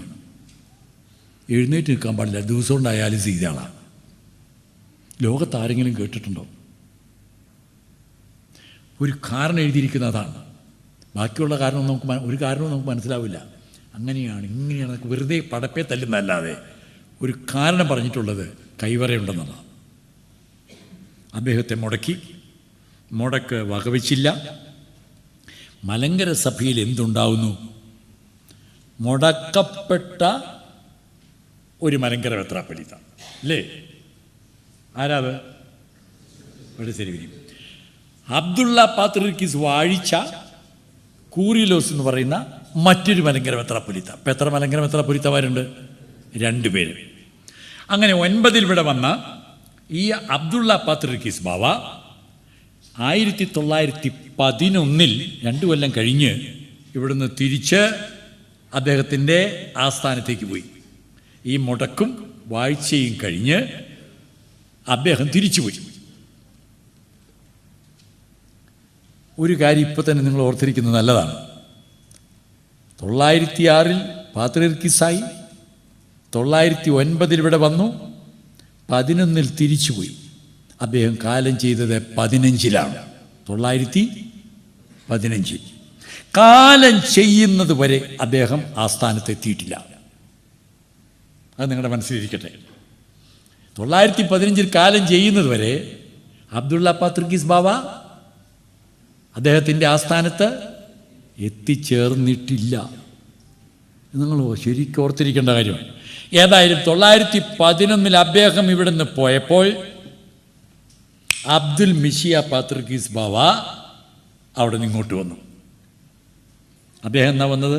ഇദ്ദേഹം പോയ 911 തന്നെ അബ്ദുൽ മിഷിയ പാത്രിക്കീസ് ബാവ മലങ്കരയിലേക്ക് വന്നു. ഈ സഭ നിലനിൽക്കണമെങ്കിൽ, ഈ സഭയ്ക്ക് സ്വാതന്ത്ര്യം വേണം. അന്ത്യോക്യ പാത്രിക്കീസിൻ്റെ കീഴിൽ നിന്നാൽ ഈ സഭ ഒരിക്കലും രക്ഷപ്പെടില്ല. കാരണം ഇപ്പോൾ ഇവിടെ മുടക്കാം, വേറെ ആൾ റൈവലിനെ വാഴിച്ചിരിക്കുന്നു. അബ്ദുള്ള പാത്രിയർക്കീസ് അല്ല, നാമാണ് പാത്രിയർക്കീസ്. തുർക്കി സുൽത്താൻ എൻ്റെ ഫർമാൻ പിൻവലിച്ചാൽ എൻ്റെ ആത്മീക നൽവരം നഷ്ടപ്പെടുകയില്ല. അതുകൊണ്ട് അബ്ദുള്ളയുടെ മുടക്കിന് യാതൊരു വിലയുമില്ല എന്ന് അബ്ദുൽ മിഷിയ പാത്രിക്കീസ് ബാവ കൽപ്പന ഇറക്കി. 1912 നിരണം പള്ളിയിൽ വെച്ച് 11 വന്ന അബ്ദുൽ മിഷിയ പാത്രിക്കീസ് ബാവ 1912 നിരണം പള്ളിയിൽ വെച്ച് ഞങ്ങളുടെ അടുത്തുള്ള കോലഞ്ചേരി ദേശക്കാരനായ മുറിമറ്റത്തിൽ മാർ ഇവാനിയോസ് എന്ന മെത്രാപ്പൊലീത്തയെ പൗരസ്ത്യ കാതോലിക്കയായി വാഴിച്ചു. ഈ ഡേറ്റ് ഒന്നുകൂടെ കേൾക്കണോ? എന്നാ അത് വാഴിച്ചത്? 1912. അതെ, അതാണ് ഇപ്പം ഇത് 2012. അപ്പം 100 കൊല്ലം അങ്ങനെയാണ് തികയുന്നത്. എന്തുകൊണ്ട്? പൗരസ്ത്യ ദേശത്ത് ഭരിച്ചിരുന്നൊരു കാതോലിക്ക ഉണ്ടായിരുന്നു. ആ കാതോലിക്കയിട്ട് അന്യം നിന്നുപോയി, ആളില്ലാതെ കിടക്കുകയാണ് ആ സിംഹാസനം. ഇവിടെ പൗരസ്ത്യ കാതോലിക്കയെ പുനഃസ്ഥാപിച്ചു.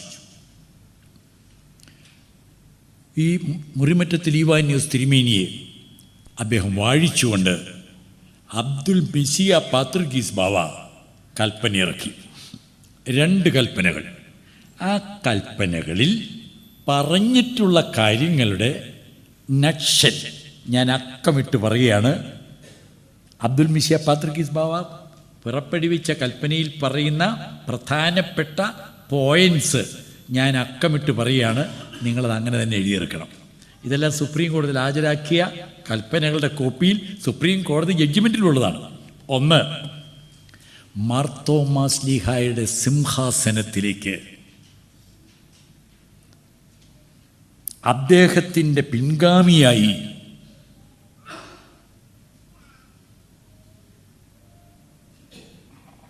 പൗരസ്ത്യ കാതോലിക്കായെ മാർ ബസേലിയോസ് എന്ന നാമധേയത്തിൽ വാഴിച്ചിരിക്കുന്നു.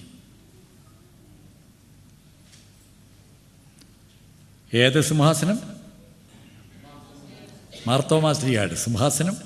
മാർത്തോമാ ശ്ലീഹായുടെ പിൻഗാമി ബസേലിയസ് എന്ന നാമധേയത്തിൽ കാതോലിക്കയായി, പൗരസ്ത്യ കാതോലിക്കയായി വാഴിച്ചിരിക്കുന്നു. 2, മെത്രാപ്പൊലീത്തമാരെ വാഴിക്കുവാൻ ഇനിയും അന്ത്യോക്യ പാത്രിക്കീസിനെ സമീപിക്കേണ്ട ആവശ്യമില്ല. അദ്ദേഹത്തിന് മെത്രാപ്പൊലീത്തമാരെ വാഴിക്കാം. 3, മൂറോൻ കൂദാശ ചെയ്യുവാൻ കാതോലിക്കായ്ക്ക് അധികാരമുള്ളതുകൊണ്ട് അതിനും പാത്രിയർക്കീസിനെ സമീപിക്കേണ്ടതില്ല. പത്രോസ് പാത്രിക്കീസ് ബാവ ഇവിടെ മൂറോൻ കൂദാശ ചെയ്താ പോയത്. മൂറോൻ നമ്മുടെ മാമോദീസ സമയത്ത് മൂറോൻ കൂദാശയ്ക്ക് മൂറോൻ പാത്രിക്കീസ് ബാവയുടെ കയ്യിലുള്ളെങ്കിൽ നമുക്ക് ക്രിസ്ത്യാനിയായി തീരണമെങ്കിൽ അത് മേടിക്കണം. അപ്പോഴും പാത്രിക്കീസിൻ്റെ കീഴിൽ നിൽക്കണം. ഇവിടെ കാതോലിക്കയ്ക്ക് മൂറോൻ കൂദാശ ചെയ്യാനുള്ള അധികാരം കാനോനികമായിട്ടുള്ളതാണ്. അത് പാത്രിക്കീസ് ബാവ കൽപ്പിച്ചു കൊടുത്തു. അപ്പോൾ എന്തൊക്കെ ചെയ്യാം? മെത്രാപ്പൊലീത്തമാരെ വാഴിക്കാം, മൂറോൻ കൂദാശ ചെയ്യാം. അടുത്ത ഏറ്റവും പ്രധാനപ്പെട്ട ഒരു കാര്യം, ഒരു കാതോലിക്ക ദിവംഗതനായാൽ, കാലം ചെയ്താൽ, മറ്റൊരു കാതോലിക്കായെ ആ സ്ഥാനത്തേക്ക് വാഴിക്കാൻ മലങ്കര സഭയുടെ സുന്നഹദോസിന് അധികാരമുണ്ട്.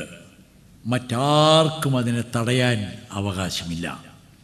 ഇവിടുത്തെ കാതോലിക്കായെ ഇവിടുത്തെ സുന്നഹദോസിനെ തിരഞ്ഞെടുത്ത് വാഴിക്കാം. പാത്രിക്കീസിൻ്റെ ആവശ്യമില്ല. ഇപ്പം എത്രയായി? 4. 5-ാമത്തെ കാര്യം, പാത്രിക്കീസ് ബാവ പറഞ്ഞ കാര്യം എല്ലാം ഇങ്ങനെ നിങ്ങൾ കേൾപ്പിച്ച് തന്നുകൊണ്ട്, പൂർണ്ണമായ സ്വാതന്ത്ര്യം തന്നുകൊണ്ട്, ബ്രിട്ടീഷ് ചക്രവർത്തി ഇന്ത്യക്ക് സ്വാതന്ത്ര്യം കൊടുത്തപോലെ എല്ലാം കൊടുത്തുകൊണ്ട് നാം പിന്മാറുന്നെങ്കിലും അന്ത്യോക്യയുമായിട്ടുള്ള സ്നേഹബന്ധം നിങ്ങൾ നഷ്ടപ്പെടുത്തി കളയരുത്. ഈ 2 സഭകളും സ്നേഹത്തിലും ഐക്യത്തിലും വളരണം. സ്നേഹബന്ധം നിലനിർത്തണം. മലങ്കര സഭ ആദരവോടെ ഈ കൽപ്പനയെ സ്വീകരിച്ചു. അതെല്ലാം നമുക്ക് പിന്നീട് കാണാം.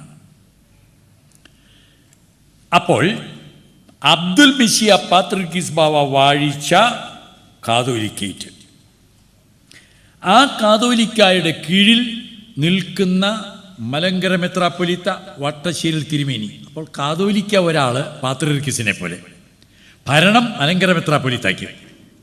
ഇപ്പോൾ രണ്ടും ഒരു സ്ഥാനിയാണ് വഹിക്കുന്നത്. അന്ന് 2 പേര്, കാതോലിക്ക ബാവ അദ്ദേഹത്തിൻ്റെ കീഴിൽ അല്ലെങ്കിൽ ചുമതലയുള്ള മലങ്കര മെത്രാപ്പൊലീത്ത വട്ടശ്ശേരി തിരുമേനി. മറുവശത്ത് കാതോലിക്ക ബാവയ്ക്ക് പകരം പാത്രിക്കീസ് ബാവ. എല്ലാം ചെയ്യുന്നതാരാ? പാത്രിക്കീസ് ബാവ. ഒരു മലങ്കര മെത്രാപ്പൊലീത്ത ബദലുണ്ടല്ലോ, പേരെന്താ? കൂറിലോസ്. 2 മലങ്കര മെത്രാപ്പൊലീത്തമാർ, 2 പാത്രിയർക്കീസന്മാർ. ഒരു പാത്രിക്കീസ് കൊടുത്ത ഒരു കാതോലിക്കേറ്റ്. മലങ്കര സഭ 2 തട്ടിലായി. കാതോലിക്കേറ്റിനെ അംഗീകരിച്ചവർ, അബ്ദുൽ മിശിയ കൊടുത്ത കാതോലിക്കേറ്റിനെ അംഗീകരിച്ചവർ, വട്ടശ്ശേരിൽ തിരുമേനിയെ അംഗീകരിച്ചവർ, തെക്കൻ പ്രദേശത്തുള്ള കോട്ടയത്തിനും തെക്കോട്ടുമുള്ള ആളുകളുടെ ബഹുഭൂരിപക്ഷം ആളുകൾ അവരെ കാതോലിക്ക കക്ഷി എന്ന് വിളിക്കാൻ തുടങ്ങി. കാതോലിക്ക കക്ഷിയും പാത്രിക്കീസ് കക്ഷിയും ഉണ്ടാവണമല്ലോ. ആലുവായിൽ കൂറിലോസിൻ്റെ കീഴിൽ നിന്ന വടക്കൻ കൊച്ചി, കണ്ടനാട്, അങ്കമാലി 3 ഭദ്രാസനത്തിൽപ്പെട്ട ഞങ്ങളുടെ ഭാഗത്തുള്ളവർ പാത്രിയർക്കീസിനെ അംഗീകരിച്ച് കൂറിലോസിൻ്റെ കീഴിലായി. അവരെ പാത്രീർക്കിസ് കക്ഷി എന്ന് വിളിക്കാൻ തുടങ്ങി. അന്നത്തെ പാമ്പാക്കട ഇട്ടീര മൽപ്പാനച്ഛൻ അച്ഛന്മാരെ പഠിപ്പിക്കുന്ന അച്ഛനാണ്. ആ അച്ഛൻ പറഞ്ഞ എല്ലാവരും കേട്ടു, അച്ഛന്മാർ പറഞ്ഞ ആൾക്കാരും കേട്ടു. വടക്കുള്ളവരങ്ങനൊന്നും വിദ്യാഭ്യാസമൊന്നും ആളുകൾക്കില്ലല്ലോ, വായിക്കാനൊന്നും വിദ്യാഭ്യാസമില്ല. എൻ്റെ അപ്പൻ 6 ക്ലാസ്സാണ് പഠിച്ചിട്ടുള്ളത്. എൻ്റെ അപ്പൻ്റെ അപ്പന് പേരെഴുതാൻ മാത്രമേ അറിയാറുന്നുള്ളൂ. ഞാനിന്നും ജീവിച്ചിരിക്കുന്നു. അപ്പോൾ ഇത്രയും കാലങ്ങൾക്ക് മുമ്പുള്ള സ്ഥിതി അതാ. വിദ്യാഭ്യാസമൊക്കെ പിന്നീട് വന്നതാണ്. അപ്പോൾ അന്നത്തെ പള്ളിയിൽ അച്ഛൻ പറയുന്നത് എന്തോ അത് ആളുകൾ കേൾക്കും. ന്യായം അന്യായം ഒന്നും ആർക്കും അറിയാൻ പാടില്ല. തെക്ക് വട്ടശ്ശേരി തിരുമേനിയുടെ കീഴിൽ നിന്നവർ കാതോലിക്കേറ്റിനെ അംഗീകരിച്ചു. ഈ പള്ളിയകത്തിരിക്കുന്നതിൽ ബഹുഭൂരിപക്ഷം ആളുകൾ അങ്ങനെ കാതോലിക്ക പക്ഷത്ത് ജനിച്ച് വളർന്നവരാണ്. നിങ്ങളോട് സംസാരിക്കുന്ന ഇടയനാലച്ചൻ വടക്കൻ പ്രദേശത്ത് പാത്രീർക്കീസ് കക്ഷിയിൽ ജനിച്ച് വളർന്നവനാണ്. എനിക്കൊരു ചോദ്യം നിങ്ങളോട് ചോദിക്കാനുണ്ട്. സത്യസന്ധമായ ഉത്തരം തരണം. നിങ്ങൾ എന്തുകൊണ്ട് കാതോലിക്ക പക്ഷത്ത് അല്ലെങ്കിൽ ഓർത്തഡോക്സ് പക്ഷത്ത് നിൽക്കുന്നു? സത്യം പറയണം. സത്യമേ പറയാവൂ. ഉള്ളവള് അവിടെയാണ് ജനിച്ചത്, അതല്ലേ സത്യം? അല്ല അതാ സത്യം. പാത്രീർക്കീസ് കക്ഷിക്കാരെന്ത് പറയും? ഞങ്ങൾ ജനിച്ചതും അവിടെയാണ്. അടിയോടടി. ഇതല്ലേ സംഭവം? ഞങ്ങൾ അവിടെ ജനിച്ചു, ഇതാണ് കാര്യം. ഇതിൽ കവിഞ്ഞൊന്നും ആരും അന്വേഷിച്ചില്ല, ഞാനും അന്വേഷിച്ചില്ല. വടക്കുള്ള ഞാനൊക്കെ ജനിച്ച് വരുമ്പോൾ എൻ്റെ വിചാരം ലോകം മുഴുവൻ പാത്രീർക്കീസ് കക്ഷിക്കാരല്ലെങ്കിൽ യാക്കോബായക്കാർ, ലോകത്തിൻ്റെ എല്ലാം തലവൻ അന്ത്യോക്യ പാത്രീർക്കീസ് ബാവ. അവിടെ എന്നാ വാഴയ്ക്കുള്ളത് നമ്മൾ പിന്നെയല്ലേ അറിഞ്ഞത്. ഇതാണ് ഞാൻ വിചാരിച്ചത്. 17 വയസ്സായപ്പോൾ ഞാൻ ഈ പറയുന്നത് എന്നെ ഷമ്മാശനാക്കാൻ തീരുമാനിച്ചു. അന്നും പാത്രീർക്കീസ് കക്ഷിക്ക് സെമിനാരി ഇല്ല. ഏതെങ്കിലും ഒരു മൽപ്പാൻ്റെ വീട്ടിൽ കുറേ ദിവസം കയറി ഇറങ്ങി നടക്കും, കുർബാന പരിപാടി എങ്ങനെയും ഒപ്പിക്കാൻ പഠിക്കും. ഇതാണ് അന്നത്തെ സെമിനാരി കോഴ്സ്. ഇപ്പോഴത്തെ പാത്രീർക്കീസ് കക്ഷിയിലെ ശ്രേഷ്ഠഭാവ തോമസ് പ്രഥമൻ, തോമസും ഇടയനാലെ ഈ നിൽക്കുന്ന മത്തായി അച്ഛൻ വെറും മത്തായി ആയിരുന്ന കാലത്ത് ഞങ്ങൾ കൂട്ടുകാരാ. 3-4 കിലോമീറ്റർ അകലമേ ഉള്ളൂ. അന്നും അദ്ദേഹം വളരെ വെയിറ്റ് കുറഞ്ഞൊരു മനുഷ്യനെ, എല്ലുൾപ്പെടെ 25 കിലോയെ കാണുള്ളൂ. സൈക്കിളിൽ വെച്ച് ഞാൻ ചവിട്ടിക്കൊണ്ട് നടന്നിട്ടുള്ള ആളാണ്. അങ്ങനെ ഞങ്ങൾ എന്നേക്കാളും 10-11 വയസ്സിന് അദ്ദേഹം പ്രായക്കൂടുതലുണ്ടെങ്കിലും അത്രയ്ക്കും അടുത്ത കൂട്ടുകാരായി. ഞങ്ങളെല്ലാം പാത്രീർക്കീസ് കക്ഷിക്ക് വേണ്ടി നിൽക്കുന്നവരാണ്. കേസും കൂട്ടുമുണ്ടെന്നൊക്കെ ഞങ്ങൾക്കറിയാം, പക്ഷേ അതിൻ്റെ ഒന്നും വിശദ വിവരങ്ങളൊന്നും അറിഞ്ഞുകൂടാ. കാരണം വടക്കൻ പ്രദേശത്ത് കാതോലിക്ക എന്ന് പറയാൻ ആരും ഇല്ല. അതുകൊണ്ട് ഞങ്ങളങ്ങനെ മുടിചൂടാ മന്നന്മാരായി. കുറച്ചൊക്കെ കഴിഞ്ഞ് ഞാൻ ഷമ്മാശനാകാൻ എന്നെ സെമിനാരിയിൽ ഞാൻ പോയിട്ടില്ല. ഞങ്ങളുടെ നാട്ടിൽ കുറേ ആളുകൾ കൂടി അവിടെ ഒരു അച്ഛൻ വേണം, ഒരു പള്ളി വേണമെന്ന് തീരുമാനിച്ചു. എന്നാൽ ഈ കുരുത്തം കെട്ടവനാവട്ടെ എന്നെല്ലാവരും കൂടെ തിരഞ്ഞെടുത്തു. അങ്ങനെ തിരുമേനിൻ്റെ അടുത്ത് ചെന്നു. ഞാൻ ഓർക്കുന്ന അച്ഛൻ, ഞാൻ തുറന്നു പറയുമ്പോൾ നിങ്ങൾ പാത്രീർക്കീസ് കക്ഷിക്കാരായ അന്നത്തെ ഞങ്ങളുടെ ആളുകളെ കളിയാക്കരുത്. തിരുമേനിയെ കാണാൻ ചെന്നു. ഞാൻ ആദ്യമായിട്ട് ആലുവായി ചെല്ലുകയാണ്. 10ാം ക്ലാസ് കഴിഞ്ഞിട്ട് റിസൾട്ട് അറിഞ്ഞ ആ സമയം തിരുമേനി അവിടെ ചെന്നപ്പോൾ എന്നോട് പറഞ്ഞു, സൺഡേ സ്കൂളിൽ പഠിച്ചിട്ടുണ്ടോ? അപ്പോൾ സൺഡേ സ്കൂളിൽ പഠിക്കുന്നുണ്ട്, ഒരു പാട്ട് പാടാം. ഞാൻ ഒരു പാട്ട് അങ്ങോട്ട് വെച്ചു കൊടുത്തു. തിരുമേനി പറഞ്ഞു പോയിക്കോ.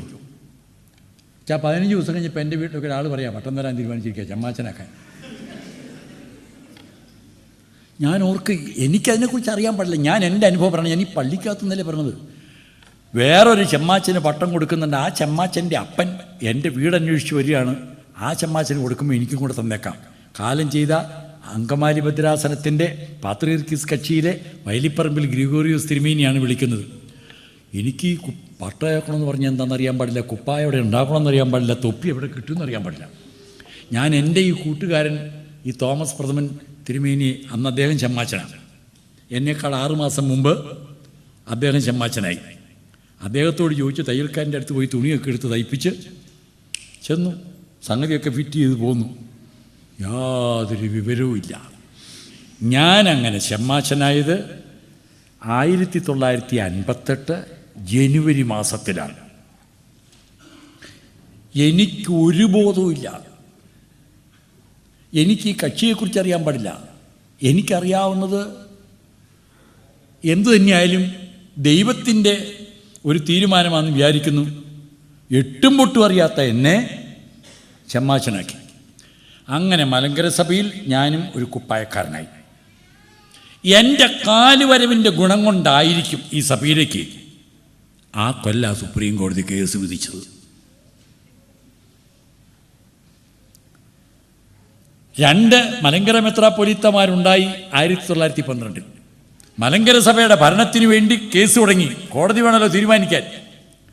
1912 ആരംഭിച്ച കേസ് നടക്കുമ്പോൾ ഇന്ത്യക്ക് സ്വാതന്ത്ര്യം കിട്ടി. കൊച്ചി തിരുവിതാംകൂറൊക്കെ സംയോജിച്ച് കേരള സംസ്ഥാനമുണ്ടായി. എറണാകുളത്ത് ഹൈക്കോടതി ഉണ്ടായി.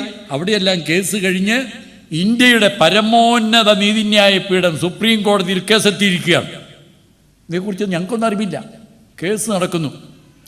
കേസ് വിധിയായി. കേസിൻ്റെ വിധിയുടെ ചുരുക്കം എന്താ? കാതോലിക്കേറ്റിനാണ് സകലവിധ അധികാരവും. 43 കൊല്ലം വിവിധ കോടതികളിൽ കേസ് നടത്തിയ വകയിൽ കാതോലിക്ക വിഭാഗത്തിന് ചെലവായ കോടതി ചെലവ് ഞങ്ങൾ പാത്രീർക്കീസ് കക്ഷി കൊടുക്കണം. ഇപ്പം എന്തൊക്കെ വേണം? സഭയുടെ ഭരണാധികാരം കാതോലിക്കേറ്റിന്, പള്ളികളും സ്വത്തുക്കളും കാതോലിക്കേറ്റിന്. ഇത്രയും കാലം കേസ് നടത്തിയതിൻ്റെ നഷ്ടപരിഹാരം കോടതി ചെലവും കൊടുക്കണം. കേസ് നടത്തി ഉപ്പ് ചിരട്ട വരെ വിറ്റിരിക്കുക അവിടെ. അപ്പോഴാണ് സുപ്രീം കോടതിയുടെ ഈ വിധി. ഞാനിതങ്ങ് പറഞ്ഞപ്പോൾ ഈ ഇരിക്കുന്ന ആളുകളുടെ മുഖത്തിൻ്റെ ഒരു 500 വാട്ട്സിൻ്റെ ബൾബ് പോലെ അകത്തണത്. അത്ര ശോഭയാണ്. കാരണം കേസിൽ ജയിച്ചു കൊടികുത്തി ഞങ്ങളുടെ കക്ഷി തോറ്റു. അച്ഛൻ ഞാൻ പട്ടയേറ്റ് വന്ന കൊല്ലം പിന്നെ തോക്കായിരിക്കുമോ? 58 ഞാൻ ചെമ്മാച്ചനായി. 58 സെപ്റ്റംബർ 12 വിധി വന്നു. വിധി വന്നു കഴിഞ്ഞപ്പോൾ ഞങ്ങളുടെ കാരണവന്മാർ ഒരു 1000 രൂപ വളരെ വിഷമിച്ചുണ്ടാക്കി ഒരു റിവ്യൂ പെറ്റീഷൻ കൊണ്ട് കൊടുത്തു. ഒന്നോടെ കേൾക്കാൻ പറഞ്ഞു. സുപ്രീം കോടതി ഒന്നോടെ കേട്ടിട്ട് അടിവരയിട്ടങ്ങ് വിധിച്ചു. 5 ജഡ്ജിമാർ, 5 ഹിന്ദു ജഡ്ജിമാർ ഏകകണ്ഠമായി വിധി എഴുതി. ആ 1000 രൂപയും പോയി. കേസും തോറ്റു. അപ്പോൾ ഈ കേസ് നടക്കുന്ന ഈ കാലഘട്ടത്തിലെല്ലാം ഇവിടെ കൂടിയാലോചനകൾ നടക്കുന്നുണ്ട്. എങ്ങനെയെങ്കിലും സഭ യോജിപ്പിക്കണം. പാത്രിക്കീസ് പറഞ്ഞു യോജിപ്പിക്കാം. ഒന്ന്, മെത്രാന്മാരെ പാത്രിക്കീസേ വാഴിക്കുള്ളൂ. മൂറോം കൂദാശ ഇവിടെ ചെയ്യാൻ പാടില്ല. ഇപ്പം പട്ടയേറ്റവരെല്ലാവരും മുടക്കപ്പെട്ടവരാണ്. അവർ വീണ്ടും പട്ടയേക്കണം. അതെങ്ങനെ മുടക്കപ്പെട്ടത്? അബ്ദുൽ മിശിഹ പാത്രിക്കീസിനെ മുടക്കിയതാണ്. മുടക്കപ്പെട്ടവനാണ് ഇവിടെ കാതോലിക്കായെ വാഴിച്ചത്. മുടക്കപ്പെട്ട പാത്രീർക്കീസ് കൊടുത്ത കാതോലിക്കായ്ക്ക് ആ കാരണം നിമിത്തം പട്ടമില്ല. ഞങ്ങളൊക്കെ പറഞ്ഞ അങ്ങനെയാണ്. ഇതിനൊക്കെ ഞാനൊക്കെ ഒന്ന് പറഞ്ഞിട്ടുണ്ട്. നിങ്ങളെന്നെ തല്ലി ഓടിക്കുമെന്ന് എനിക്കറിയാൻ പാടില്ല. കാതോലിക്ക എന്ന് പറഞ്ഞാൽ മയിൽക്കുറ്റിയെ കുപ്പായം ഇടിയിച്ചതുപോലെയാണ്. മയിൽക്കുറ്റിക്ക് ജീവനുണ്ടോ? ഇപ്പോൾ കുപ്പായം ഇടിച്ചാൽ കാതോലിക്കാവുമോ? പട്ടമില്ലാത്ത പാത്രീർക്കീസ് അബ്ദുൽ മിശിഹ വാഴിച്ച കാതോലിക്കായ്ക്ക് പട്ടമില്ല. ആ കാതോലിക്ക പട്ടം കൊടുത്ത മെത്രാപ്പൊലീത്തമാർക്കും പട്ടമില്ല. ആ മെത്രാച്ചന്മാർ പട്ടം കൊടുത്ത അച്ഛന്മാർക്ക് പട്ടമില്ല. അതുകൊണ്ട് അവർ കല്യാണം കെട്ടിച്ചതൊന്നും ഭാര്യ ഭർത്താക്കന്മാരാവുമല്ലോ. ഞങ്ങളെ പഠിപ്പിച്ച കാര്യം ഈ പറഞ്ഞു. ഞാനതൊക്കെ അടിയുറച്ച് വിശ്വസിച്ച കാര്യമാണ്. പട്ടമില്ലാത്തവൻ കാതോലിക്കേറ്റ് കിട്ടിയാൽ കൊള്ളാമെന്നുണ്ടായിരുന്നു. പക്ഷെ പെണ്ണില്ലാന്ന് വിചാരിച്ച് പെങ്ങളെ കെട്ടാൻ പറ്റുമോ? പട്ടമുള്ളവൻ തരണ്ടേ, കൈവപ്പുള്ളവൻ തരണ്ടേ. മാമോദീസ മുഖ്യ ഒരൊറ്റ എണ്ണവും ക്രിസ്ത്യാനിയായിട്ടില്ല. കാരണം അവർക്ക് പട്ടമില്ലല്ലോ. ഇങ്ങനെ കൈമൊത്താനും നിവൃത്തിയില്ല, അടുക്കാൻ നിവൃത്തിയില്ലാതെ എല്ലാത്തിനെയും മുടക്കി മാറ്റിയിട്ടിരിക്കുന്നൊരവസ്ഥയിൽ നല്ല ഫോറിൻ പട്ടമുള്ളവരായിട്ടാണ് ഞങ്ങൾ നടക്കുന്നത്. ലോക്കലല്ല, ഫോറിൻ. നല്ല ഫോറിൻ മൂറോൻ. ഇവിടുത്തെ കാതോലിക്കയുടെ മൂറോനല്ല, ഞങ്ങൾക്ക് ഫോറിൻ മൂറോൻ ഉണ്ടാക്കാൻ ഞങ്ങൾ വലിയ അഭിമാനത്തോടെ നടന്ന അതേ പൊട്ടി 12 സുപ്രീം കോടതിയിൽ. ഇനി എന്തോ ചെയ്യും? അപ്പോഴാണ് ഞങ്ങളുടെ തിരുമേനിമാർ ആലോചന. സമാധാനം. ദേവലോകം അരമന അന്ന് വാങ്ങിയിട്ടുണ്ട്. ദേവലോകത്തിരിക്കുന്ന ബാബാ തിരുമേനിൻ്റെ അടുക്കിലേക്ക് ഞങ്ങളുടെ തിരുമേനിമാർ ഓട്ടം തുടങ്ങി. നമ്മളൊക്കെ നല്ല മനുഷ്യരായിട്ട് ജീവിക്കേണ്ടവരല്ലേ, നമുക്കങ്ങ് സമാധാനമായിട്ട് ഒന്നാകാം. നല്ല കാര്യമല്ലേ വെച്ചാൽ തിരുമേനി പറഞ്ഞു, പിന്നെ നമ്മൾ ഈ വഴക്ക് ഒരു വല്ല കാര്യമുണ്ടോ, നമുക്കൊന്നായിട്ട് പോകാം. മഹാമനസ്കനായ ബാവ തിരുമേനി സമ്മതിച്ചു. അപ്പം ഞങ്ങളുടെ തിരുമേനിമാർ പറഞ്ഞു, അങ്ങനെ ഒന്നാകുമ്പോൾ ഞങ്ങൾക്കൊരപേക്ഷയുണ്ട്. ഞങ്ങൾ അങ്ങയുടെ കയ്യിൽ നിന്ന് അധികാര കൽപ്പന വാങ്ങി ഭദ്രാസന ചുമതല ഒന്നോടെ ഏക്കാം. പക്ഷേ ഞങ്ങൾ ഭരിച്ചുകൊണ്ടിരുന്ന അങ്കമാലി, കൊച്ചി, കണ്ടനാട് ഈ 3 ഭദ്രാസനം തന്നെ ഞങ്ങൾക്ക് തരണം. പിന്നെ നിങ്ങളുടെ ആളുകൾ നിങ്ങളുടെ പള്ളിയല്ലേ, നിങ്ങൾ തന്നെ ആയിക്കോട്ടെ. ബാവ തിരുമേനി സമ്മതിച്ചു. അന്ന് അത് കഴിഞ്ഞപ്പോൾ പറഞ്ഞു, അങ്ങനെ നമ്മൾ ഒന്നായി കഴിഞ്ഞാൽ പിന്നെ ആ കോടതി ചെലവ്, പിന്നെ നമ്മളൊന്നല്ല, ആരോട് മേടിക്കാൻ, അതും വേണ്ടെന്ന് വെച്ചു. ഓർത്തഡോക്സുകാരെ, നിങ്ങൾക്ക് പറ്റിയ ഏറ്റവും വലിയ അബദ്ധം, അവിടെ ഞങ്ങളുടെ ആളുകളുടെ ബുദ്ധിയുടെ ഒരു അംശം പോലും നിങ്ങൾക്കുണ്ടായില്ല. കേസ് ജയിച്ചിട്ട് വല്ല കാര്യമുണ്ടോ? തലയ്ക്കകത്ത് ആൾതാമസം വേണം. ചതി, വഞ്ചന, സമാധാനം തട്ടിപ്പായിരുന്നു. നമുക്ക് എന്തിനാ സമാധാനമായത്? പള്ളി വിട്ടുപോകരുത്, ഭരണം നിലനിർത്തണം, കോടതി ചെലവ് കൊടുക്കാതിരിക്കണം. ഇത്രയെല്ലാം പറഞ്ഞപ്പോൾ ഓർത്തഡോക്സ് പക്ഷത്തു നിന്ന് ബാവ തിരുമേനി, അന്നത്തെ കാതോലിക്ക ബാവ, ഒരു നിബന്ധന മാത്രം വെച്ചു. ഞങ്ങളൊരു ഭരണഘടന ഉണ്ടാക്കി നടപ്പിലിരിക്കുകയാണ്. ആ ഭരണഘടന ഉണ്ടാക്കിയത് 1934 ഈ കേസൊക്കെ നടക്കുമ്പോൾ. ആ ഭരണഘടന നിങ്ങൾ അംഗീകരിക്കണം. ആ ഭരണഘടനയിലെ വ്യവസ്ഥയും പ്രകാരമായിരിക്കണം പരസ്പര സ്വീകരണം. അത് ഞങ്ങളുടെ ആളുകൾ സമ്മതിച്ചു. അങ്ങനെ 1958 ഡിസംബർ മാസം 16-ാം തീയതി പഴയ സെമിനാരി പള്ളിയുടെ മദ്ബഹായിൽ ഇരുവിഭാഗത്തെയും മെത്രാപ്പൊലീത്തമാരും അന്ത്യോക്യായുടെ പ്രതിനിധി യൂലിയോസ് മെത്രാച്ചനും കാതോലിക്ക ബാവ തിരുമേനിയും വന്നു ചേർന്നു. മെഴുകുതിരികൾ കത്തിച്ചു വെച്ചു.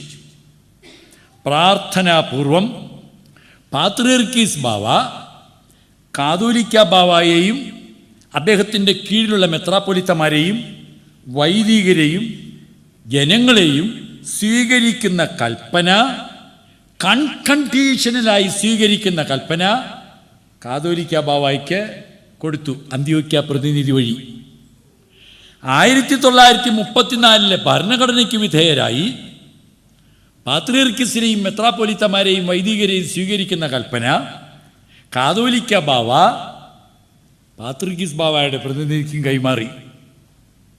2 കൽപ്പനകൾ കൈമാറി. ഈ ഡേറ്റ് വളരെ ഇമ്പോർട്ടൻ്റ് ആണ്.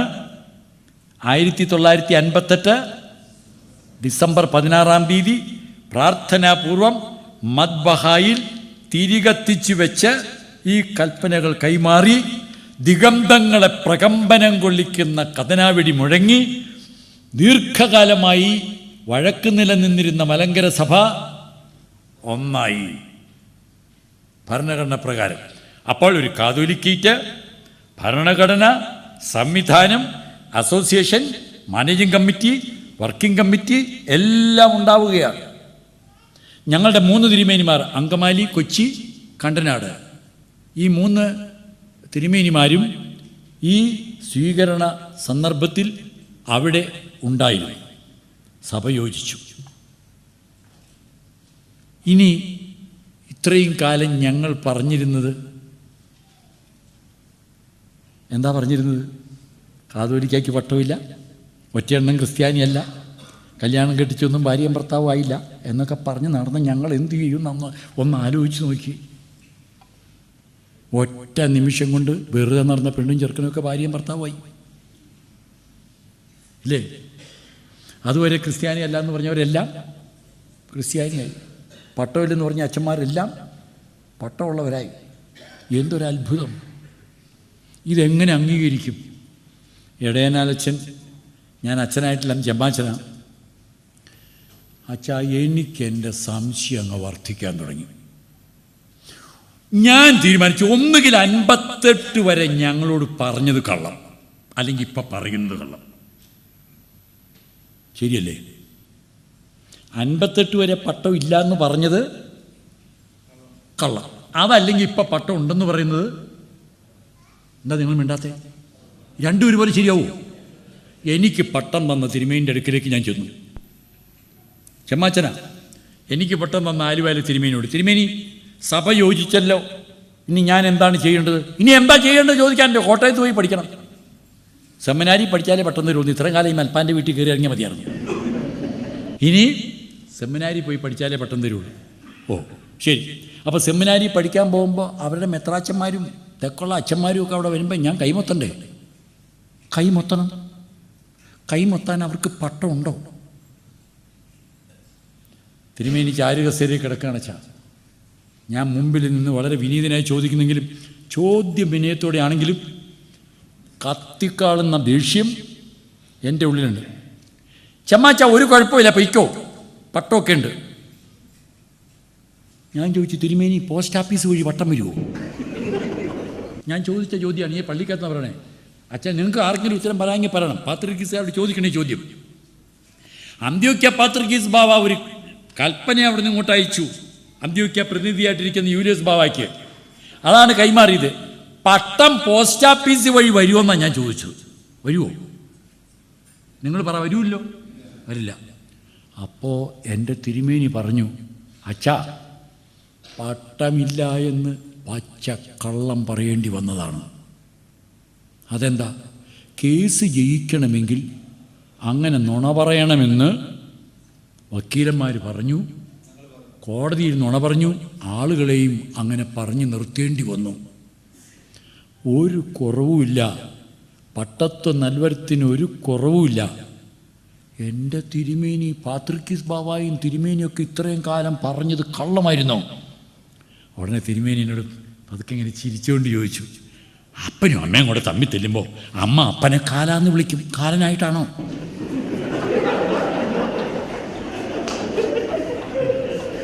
കോട്ടയത്ത് പോയി പഠിച്ചോ, കൈമൊത്തിക്കോ, ഒരു കുഴപ്പമില്ല. അച്ഛാ അങ്ങനെ 59 പൂച്ചക്കഴുത്തേൽ വള്ളിയിട്ട പോലെ കോട്ടയത്ത് പഠിക്കാൻ വന്നതാ ഇടയനരച്ച്.